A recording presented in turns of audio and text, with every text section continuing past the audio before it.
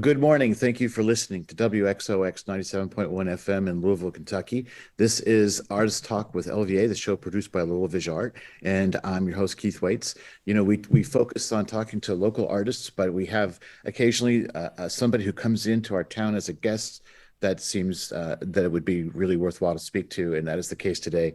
Stephen Jenkinson is a cultural activist, worker, and author. He has a master's degree from Harvard University in theology and the University of Toronto in social work. He once headed the counseling team of Canada's largest home-based palliative care program.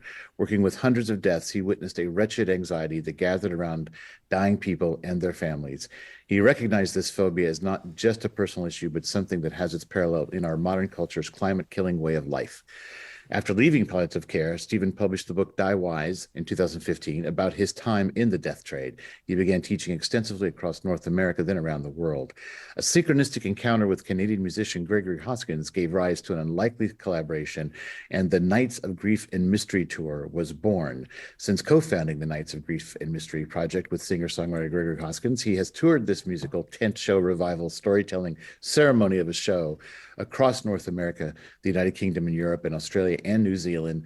They released their Nights of Grief and Mystery album in 2017, and at the end of 2020, they released two new records, Dark Roads and Rough Gods, and they are coming into Louisville here in just a few days, and so that's why we're here to talk with Stephen Jenkinson today. Stephen, thank you for being here. Oh, a delirious introduction, and you didn't misspeak a word. That's remarkable.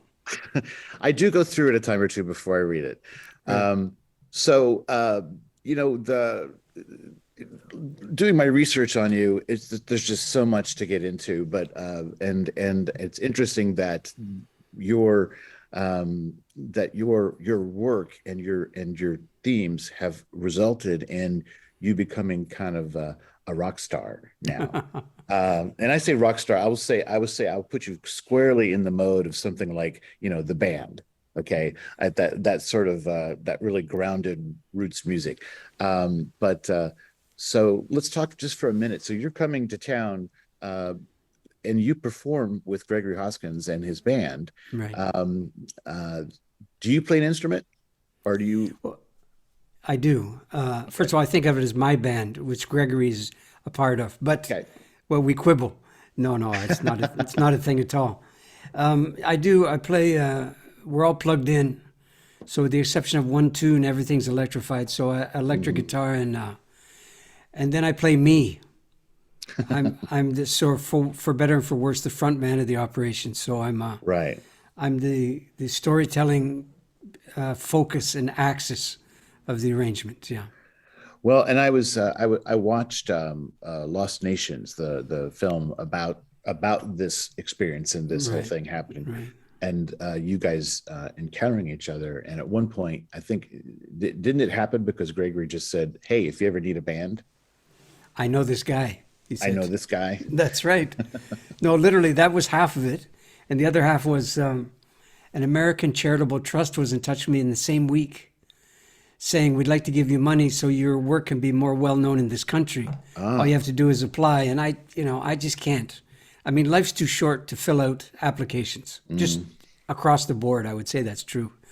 But I couldn't do it and I wouldn't submit. And I was a bit of a dick about it, frankly, but that's the way it was. And then it turns out that my publisher of DieWise was a nonprofit organization, and then they therefore qualified to apply on my behalf, and they did, and the money came through very quickly. And before we knew it, with no rehearsal, and basically just us pushing back and forth the possibilities, suddenly we're in a recital hall in New York City, sold out crowd, and we don't know what this is. That's literally how it began some, whatever it is, 7 or so years ago now. so have you figured out what it is by now? Ha! No, I've crossed certain possibilities off the list, certainly. So I know it's not a genre piece. So when we cross your border, and then the inevitable question comes, so what's the name of the band? The band doesn't have a name. Well, so what's this Nights of Grief and Mystery thing? Well, that's the name of the event. So you mean to tell me that people pay money to come to something called Nights of Grief and Mystery? And I say, I know, I can't figure it out either. And I think what we're doing is so old, frankly, that that it, unlike you, sorry, in parallel with your allusion to the band, Hmm. another Canadian institution I should mention, Yes. we're doing something that is unrecognizable because of its age, not because of its novelty, you see. And so Right. we're doing something I think that's fundamentally ceremonial and not distracting. So we're invoking the old order understanding that there's no such thing as an audience in a real event. There's no such thing as people who are just listening. And there's no such thing as a script, which is to say, there's no conceit that you enter into that obviates or makes redundant or unnecessary the appearance of the gods in the other world in your proceedings. That's what we're doing. I don't say that when I clear customs. You can understand why. Right. Because we live in a world where everything has to be labeled and, 'cause everybody wants to, when that's the first thing they'll ask you, what's the music? What's the genre? What's Yeah. the, Yeah. yeah, Is it like chicken or is it like fish? I mean, that's the kind of choices you get. right. Yeah. Well, and I think, to me, what's intriguing about it is that most of, like, I didn't find tons and tons of videos of the actual performance. You get a little taste of that, but I've mostly been listening to you and some interviews with Gregory too, and so then it intrigues me because I don't know, and maybe that's just me, but that it would be the reason to go. I review theater, and what intrigues me is when I review a brand new play and I have no idea what's really going Mm-hmm. to come across to me. Mm-hmm. Um, but so let me ask you how much of the message that you've been working to communicate, which is very complicated and has a lot of different facets over the years, but talking about the death trade in our attitude and our approach to death of people around us, our own death, how is I'm assuming that that's a lot of maybe what's happening on the stage with you and Gregory. Maybe initially, Yeah. 4, 5, 6 years ago, when we were finding our way, you have, in those early times, you establish recourse to the things that are most familiar to you, to see whether or not you have anything at all, Hmm. worth having. And then if the circumstances are kind, which can happen, then you're prompted beyond your own familiarities. So the artistic aspect of the endeavor begins to enunciate itself, and it asks things of you that are as uncommon for you as they are for the audience. And so you elaborate things, and in the elaboration you leave behind the old order understanding that gave you a footing to begin with. And now we're 7 years into the operation with the gross intrusion of the pandemic, of course, Hmm. that put like it did for everybody, a huge dent in our development in terms of the live apparition. And we've just reestablished ourselves now. We've probably done what 20, 30 odd shows beginning in the UK in the end of August through to last week. And we're going out at least 3 more times between now and the middle of December. So somewhere's in there, I can tell you that we've left behind a kind of old association with the death trade per se, Hmm. and sort of questions of mortality and so on per se. And they've become part of the repertoire, but not the reason. The reason is as much now a child of the last 30 months, which is not to say it's a show about the pandemic, but it's a show as if the pandemic happened and remains ongoing in some fundamental way. Well, and of course, the pandemic is ongoing. I mean, I think there was probably a lot of people looking for an end to it, and I Right. don't know that there is such a thing as No, an end no. to that. I think it's just a part of our life. I, you know, I want to ask you about the pandemic a little bit, but first, I want to make sure that in this interview we get a little bit more of an understanding of the basis of your work and your thoughts about death. You witnessed through your work when you were the director of the program in was it Ontario? It was, yeah, Yeah, Toronto. or Toronto, and the way death is dealt with in those kind of institutional circumstances. And I think that anybody past a certain age has encountered it. I went through it with both of my parents, and so a lot of what you say resonates with me deeply. Yeah. That it's not about how to manage death; it's more about how to avoid death, how to put it off, how to even if it makes you suffer. I mean, not to get too detailed, but my mother died of cancer, and it was a long, terrible thing. And it was, the kind of approach to it was, it'll kill you in 6 months, but if we do all these things, you'll live for 18 months. But then it was a misery. So myself have a very low opinion of sort of the routine sort of commonplace oncology in the Hmm. United States because I witnessed it firsthand. Um, but I think that's exactly what you're talking about, is that instead of sort of not as an alternate to those kinds of approaches to treatment, but necessarily, but what you tell me, you explain it to me, like what you're trying to communicate about how we what our relationship with death is. Yeah. Well, first thing I'm doing is telling you what I saw, Hmm. not how I feel about what I saw. I mean, you don't need to deal with my feelings about these things. I barely need to do that. And I've frankly run out of opinions about the whole ordeal. And that's what time in the death trade will do to you. It will burn out your instinct to opine on these matters. And simply a faithful reportage becomes the order of the day. So I saw what you described. Much more often than not, people died badly. In the most medically informed and sophisticated practice milieu that you could imagine, people died badly. That's largely because the orientation and dominant culture of North America is that dying, like all limits and frailties, doesn't really belong. It's the final insult in a parade of self-importance, self-aggrandizement, and self-mastery. So it's a wretched domain indeed, man, when you come to your dying time as if this is another opportunity for you to express yourself or be in charge or finally be in charge. None of those things belong because dying is bigger than you. It's bigger than what you think about it. It's bigger. Well, you get the point. Hmm. Dying is a divinity. This is by far the much more sane making understanding of what's asked of us when our time comes. First of all, to recognize there's such a thing as your time, that it's not really negotiable. It's debatable and it's delayable, but it's not negotiable. Hmm. And, if I could go out on a limb here, judging by your appearance like mine, Hmm. nobody, none of our ancestors who came to this continent came here to submit to anything. We came here to prevail. And, 300, 400 years into the experiment, how are we doing?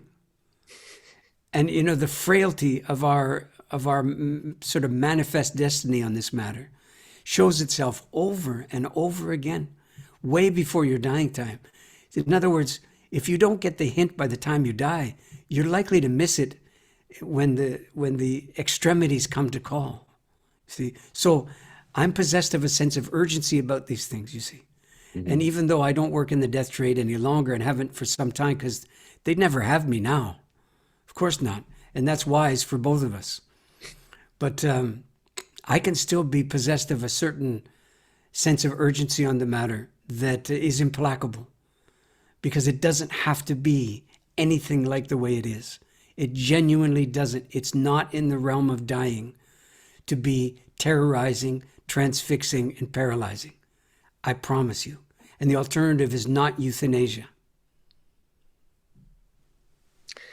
Um, when you make a reference to our ancestors, there was one interview where I was listening to you talk about the fallacy of that phrase, "the New World," how Right. how we escaped from repression only to come and build the same society here. A repressive regime. Right. Yeah, a repressive regime. And it's also interesting to hear you talk about, of course, they wouldn't have you, but it seems like your message about death in this society is you couldn't exist there because your message is something that is absolutely anathema to that institutional ethic and that institutional way of approaching things. And I don't think you could take that and just codify it into a part of the system. Um, I tried. you tried. I really did try. Yeah. Yes, I yes. gave them a chance.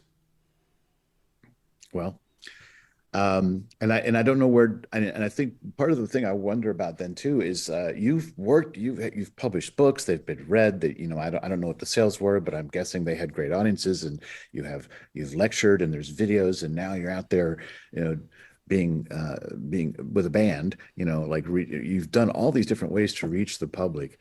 But do you feel like you're making a real difference in the overall approach to death, or is it still a very I wouldn't know at some level. And it's yeah. proper, that I don't have this kind of intravenous feedback loop that tells me, quote, how I'm doing. I Hmm. mean, my job, it seems now, is to occupy this place of making a plea, of making exhortation. That's my gig.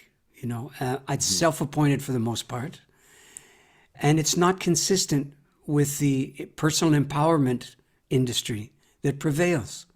It just isn't. I know that too. So I have no illusion that somehow, my plea on behalf of a kind of more mortal better day has any takers at first blush. Why would it? I mean, it's just not comforting in a kind of juvenile sense of the term comfort. It's loving, though. Hmm. I'll say that for it. This is a loving enterprise, and it includes my love of being alive. That informs the urgency that I bring to bear on this matter. I mean, the other half of that is die already, when it's granted to you. You've no need to take up room and make more of this. Having more days, as you found with your mom, doesn't make more memories that you cherish. It just doesn't. More time is mostly more symptoms. In a phrase, more time when you're dying anyhow is more dying. And nobody tells you that. Okay, so the other half of the story is, but you can know that without being told. So it's enough already blaming the guys in the white coats with a stethoscope. Really, it's enough already with that. The general populace has to assume some responsibility for its own sort of mythic and poetic edification on this matter. Knowing who the bad guys are doesn't make it doable, but it's must doable now. And that's what informs the spirit of the Nights of Grief and Mystery show. um yeah, that makes a lot of sense to me. Well, let's get back to the show for a little bit. Are you a songwriter? Have you worked on creating new music? Oh, No.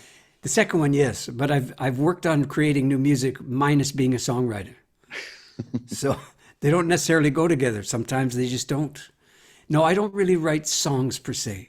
I think I craft things that have a musical quality to them, that Hmm. have a chanting quality and therefore an enchanting quality to them. I mean, I've been accused of that and I recognize myself in the accusation. Gregory Hoskins is principally responsible for the musical directing of the ensemble. And then I occasionally say, could we have the beat there and not there? I mean, that's my contribution. Oh, His okay. contribution is titanic, musically speaking. And I do my best to see if I can insert myself in to a fairly well honed and cooking little ensemble. I thought maybe because you have such a gift for language that maybe you had lyrics or poetry that the Hmm. Gregory could bring music to, which is Well, a conventional songwriting relationship sometimes. sure, yeah, but he has his own, you see, Hmm. and this is very much a collaboration. This is not somebody accompanying me. We're creating something together that was unavailable to either of us separately, Hmm. and so it's proper to bow to the greater presence that comes about when he is willing to second his musical chops to my, say, poetic chops. Something is born there that we're not personally, individually responsible for, but very responsible to. And so I really love it dearly. I do, and it's a wonder, and it's a mystery to me honestly how it happens the way it does.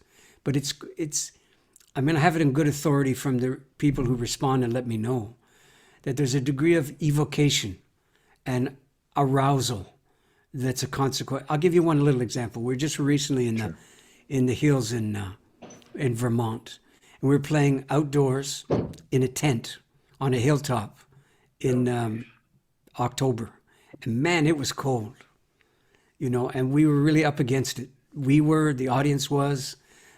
We couldn't really heat the place adequately, and on we went. And it's a 2-hour show with no intermission, so there's no opportunity to, quote, restore yourself. So then you realize you're in the process of seeing if you can call something into being that takes your personal discomfort and just calls it part of the cost of admission. It's not really a problem to solve. That there are other things afoot that need our attention and deserve it.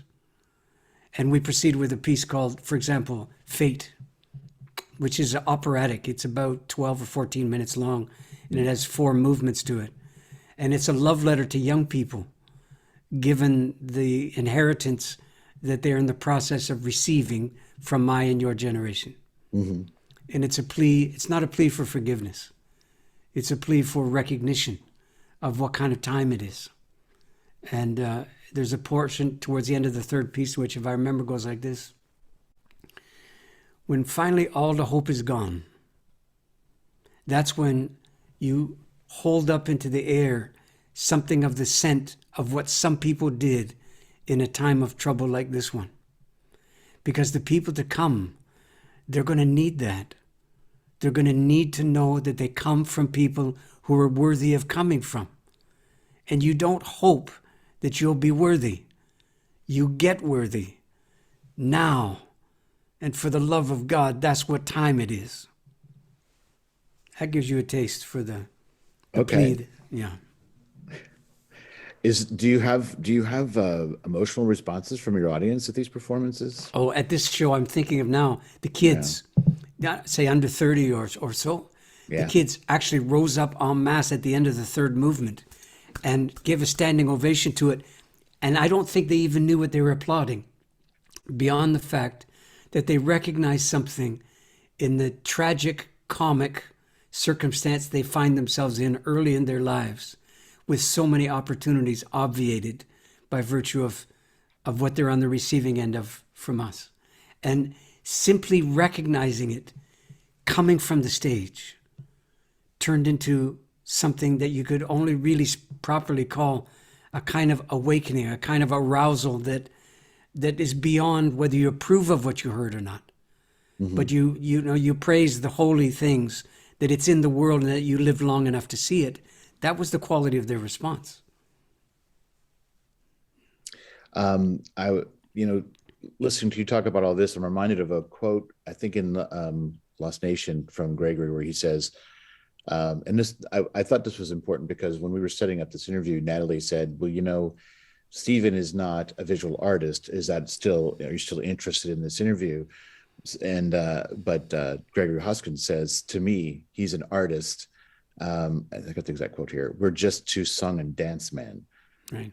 And that's an interesting remark.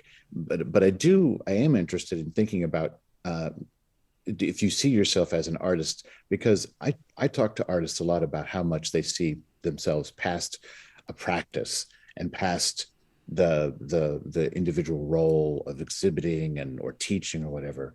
Mm. And the idea of visual artist has become much more, there's a lot of social practice, there's a phrase that comes up and things like that. So I see those boundaries getting broken down. So do you see yourself as an artist in terms of what you're trying to communicate in any way? I would change the reference slightly and say, my understanding of art is that it's principally a function, not really an identity at all. Mm-hmm. It's no reflection of your personality or your biography, or your autobiography. So from that point of view, then, I think from time to time, I occupy the artistic function. The function I understand to roll like this. Not so long ago, people understood art to be principally the responsibility of the artist to reflect accurately in an undisturbing fashion the culture to itself. It was a reflective proposition in both senses of that term. I don't think that's true anymore, and I don't think it's good enough. I think the principal artistic function now is refractive, not reflective. And by which I mean that the artistic function is to take the invisibilities of the culture, the habituations, if you will, pass it through the art making so that its constituent parts become available subsequent to that moment. The spectrum, the mythic and poetic spectrum, the socio-political spectrum, and so on. These things are available on the back end of the doing of the art, if you will. And this foists upon the general population the obligation to, first of all, to be educated fundamentally so that the practice wisdom of being a human is democratized, not localized or specialized, and certainly not the particular purview of artistic types. And choices, therefore, informed choices can be made, and disciplined inquiry can ensue. That's the undertaking, as I understand it. Well, it also strikes me, there's a quote once from somebody that said, in today's culture, entertainment soothes and art questions, and which is a very simple-minded sort of breakdown. But it seems like what you're talking about on some level makes me think of how you were talking about the death trade. That instead of medicine taking care of us, it's an industry. It's about profit in the same way that art has become so much of it's I think what you're kind of saying is it's entertainment. It's not really designed to teach or provoke or broaden anybody's perspective, but there are artists who can achieve that.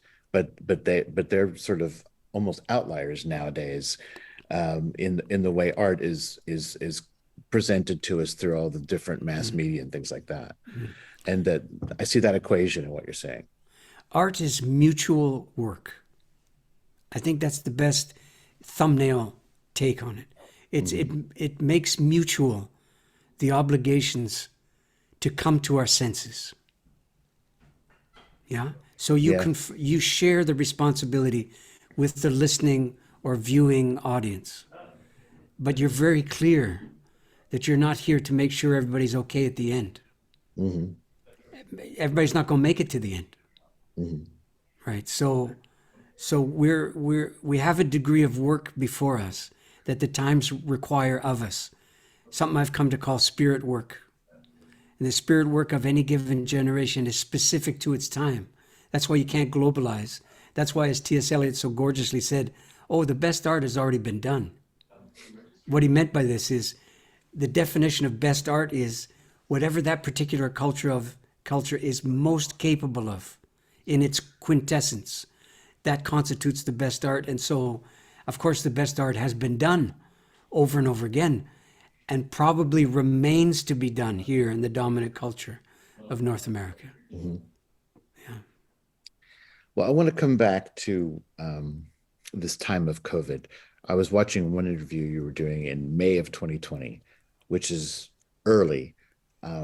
Things were changing a lot then, and Yeah. you had some very interesting things to say about all of that. So, how do you view it now that we're in this time of where basically I think most people think the pandemic is over. They think of it as being over because they can go back to their routines. They're going back to work. They're going to concerts and Mhm. plays and restaurants. Um, but I can recall back in you were talking in that interview about that this is an opportunity that we are, I think, in effect, have lost, or that we were losing at the time you said it.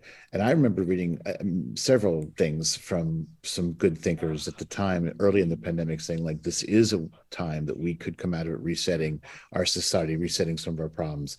But will we take advantage of that? My feeling is nothing like that has happened. It's Mhm. everybody was what was important was to get back to normal life, Normal, right? whatever that the normal, which has now become such a specious word to me. So what's your take on where we are now in this time of the not really being over but feeling like it's over? I think we're in the midst of an coming tragedy. Now, you would think at some level, dude, it couldn't have gotten worse. It couldn't have gotten worse than 2019. 2019 is the normal that so many people are hearkening to as the thing they don't want to return to. And if you really ask yourself, do you believe that 2019 was the high water mark of us, politically and conscience-wise and honest to God? Is that what you mean? And then you realize, it's all well and good. A lot of people can talk a good line about changing. But the first casualty of change is those things you've grown accustomed to, right? They will not survive a fundamental reconfiguration of what constitutes urgent. They won't. And I don't think they're supposed to. But I don't see any appetite whatsoever. In fact, I see something else.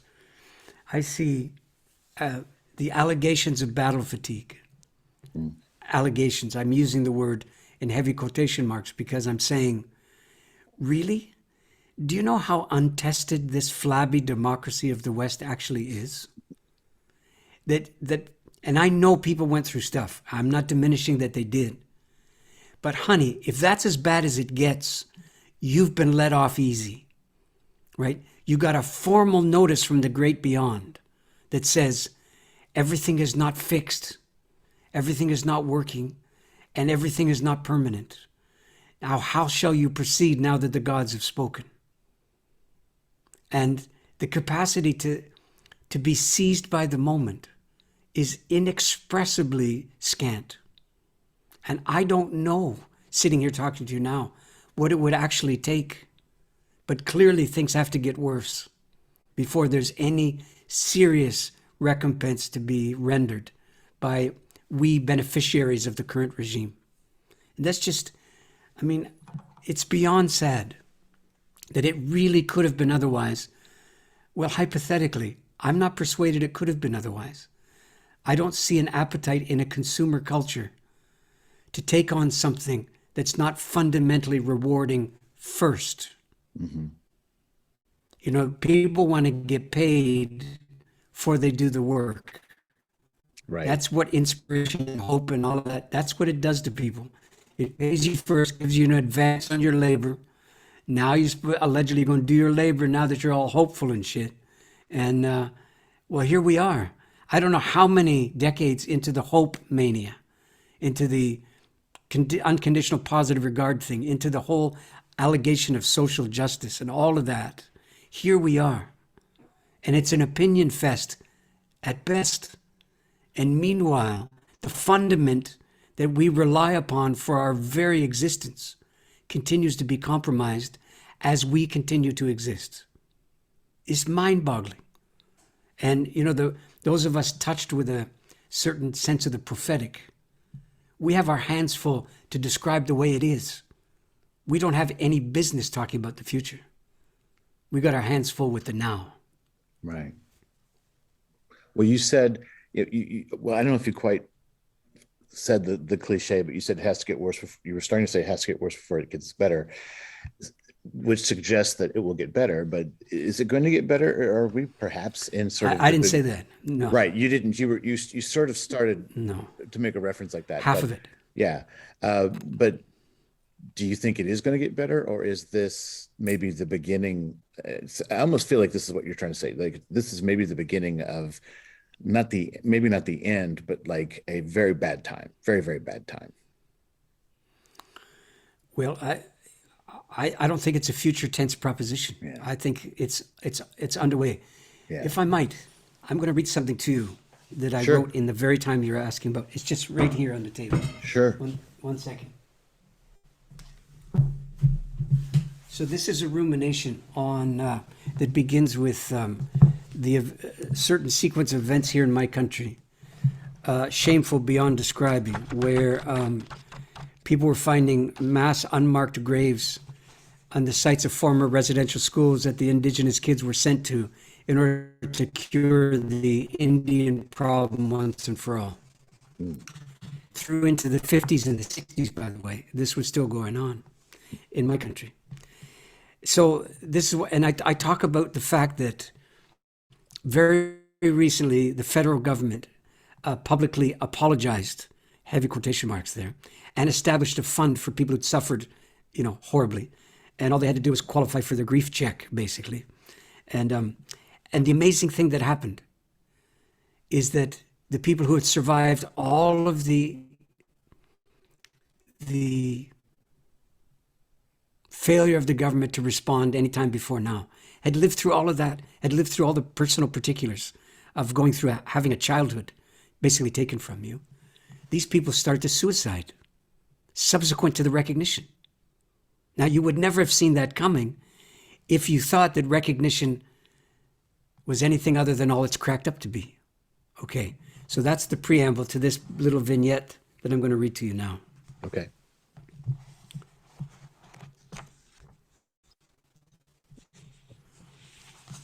Something like that awaits us now.